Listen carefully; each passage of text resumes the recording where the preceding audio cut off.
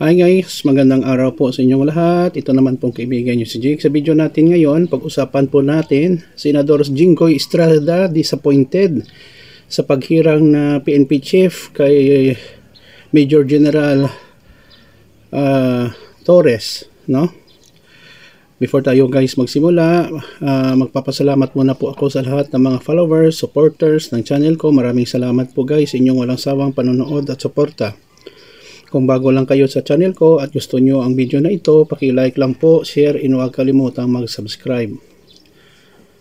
This week ay nahirang po si Major General Nicolas Torres bilang PNP chief. Pinili po siya ng mahal nating Pangulong Ferdinand Bongbong Marcos Jr. As usual guys, hindi naman lahat ay natuwa sa pagpili ni Pangulong Bongbong Marcos kay General Torres bilang PNP chief. Isa na po dito si Senador Jinggoy Estrada. According sa kanya daw, hindi daw qualified, si General Torres. Nagtataka nga ako. Kasi supporter po ito ni Tatay Digong si Jinggoy, Senador Jinggoy Estrada. At ang taghuli, kay Tatay Digong ay si General Torres. Kay Kibuloy, Pastor Kibuloy ay si Torres din. Siguro out of frustration na si Torres din ang pinili, yun po ang sinabi niya. Pero in terms of qualifications, experience, sa tingin ko guys, overqualified po si Major General Torres bilang qualified pala, hindi overqualified bilang PNP chief ng PNP. Una-una, Major General na po siya.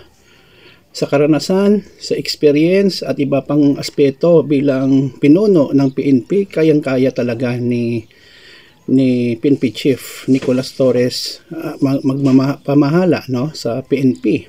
So hindi natin masasabi na hindi siya kwalipikado o wala siyang leadership skills. Meron talaga, Kaso lang hindi naman lahat ng mga tao diyan ay agree, Kasi normally ang Pangulo po ang pumipili sa susunod na PNP Chief. Hindi naman binubutuhan ng mga senador or mga congressman. So it is the right of the president to choose kung sino talaga ang kanyang napupusuan, At sa track record naman ni General Torres, marami naman siyang na-achieve, Kaso lang, sabi nga nila, hindi natin ma-please ang lahat ng tao, Kahit ikaw pang pinakamabait, may tao talaga magsasabi na, salbahe yan, hindi yan matulungin. That's part of life. Ganun din ang nangyari kay General Torres.